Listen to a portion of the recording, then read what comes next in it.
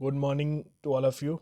Welcome once again to NK Magotra classes. आपको सबको पता है कि हमारी फाइनेंस अकाउंट असिस्टेंट की जो सीरीज़ चल रही है उसमें हमने अभी 3 टॉपिक कंप्लीट कर लिए हैं, जिसमें पहला था introduction to accounting, then basic accounting terms and third one था concept and convention of accounting.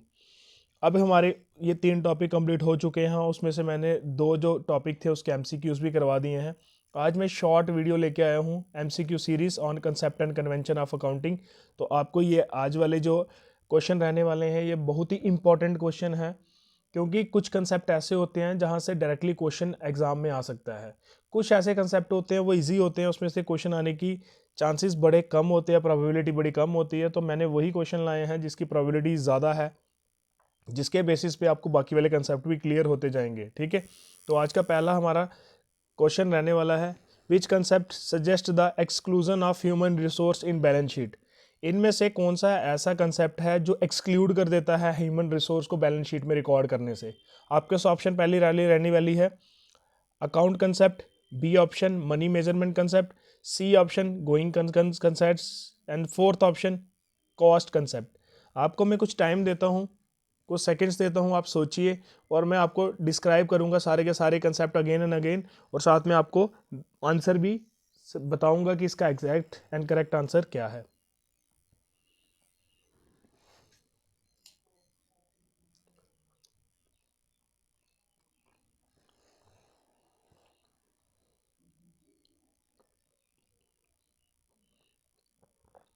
तो इसका जो करेक्ट आंसर आने वाला है that is a money measurement concept. आपको सबसे पहली बात मैंने समझाई थी कि अकाउंट्स में जो ट्रांजैक्शन मनी में मेजर नहीं होती हमें उसे बुक्स ऑफ अकाउंट्स में रिकॉर्ड नहीं करते, इसलिए जो ह्यूमन रिसोर्स है उसको हम बुक्स ऑफ अकाउंट में रिकॉर्ड नहीं करेंगे।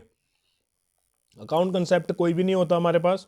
गोइंग कंसर्न कंसेप्ट क्या होता है, जिसमें बोला जाता है कि हमारा इंडेफिनेट पीरियड के लिए कोई भी बिजनेस चलेगा।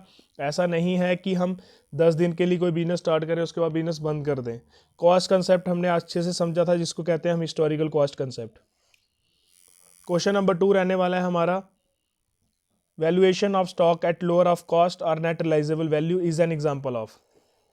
बोलता है कि इसमें से कौन सा कंसेप्ट है जो बोलता है कि जो स्टॉक है उसे लोअर ऑफ कॉस्ट लेना है और नेट रिलाइजेबल वैल्यू, इनमें से कौन सी एग्जांपल है इस कंसेप्ट की। पहला consistency convention, B conservatism convention, C realisation concept, D matching concept. तो इसका एग्जैक्ट आंसर रहने वाला है कंजर्वेटिज्म कंसेप्ट। ठीक है, कंसिस्टेंसी मैंने कल वाली क्लास में पढ़ाया था आपको। ये सारे के सारे कंसेप्ट मैंने पढ़ाए हैं आपको पिछली क्लास में, जिसने नहीं देखी है वो जाके वो क्लास देख लो। According to the going concern concept a business is views as having, कहता है कि according to going concern concept business को किस नज़रिए से देखा जाता है। A limited life, a very long life, an indefinite life and none of this. इसमें से कौन सा बेस्ट पॉसिबल आंसर रहने वाला है, आप जल्दी से मुझे बताइए।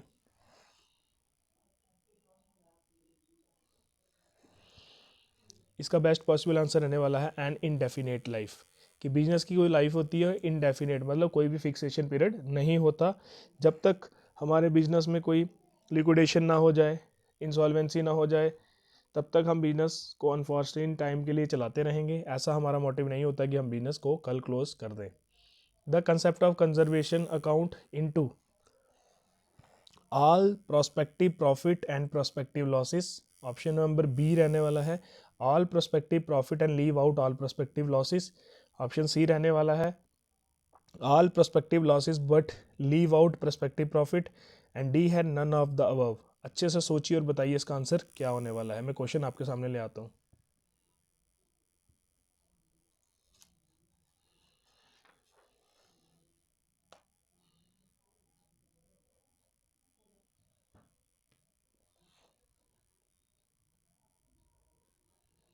तो इसका आंसर रहने वाला है all prospective losses but leave out prospective profit.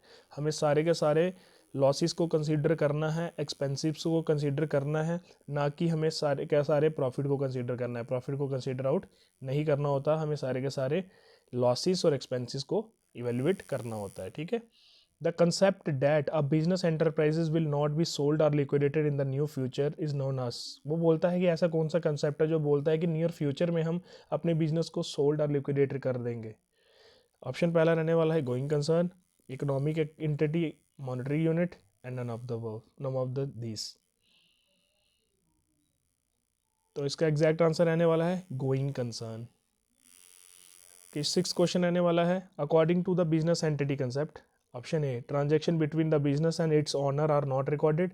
Option B रहने वाला है transaction between the business and its owner are recorded, consider them to be a single entity. और ऑप्शन सी रहने वाला है transaction between the businesses and its owner are recorded from the business point of view. Option D रहने वाला है none of the above.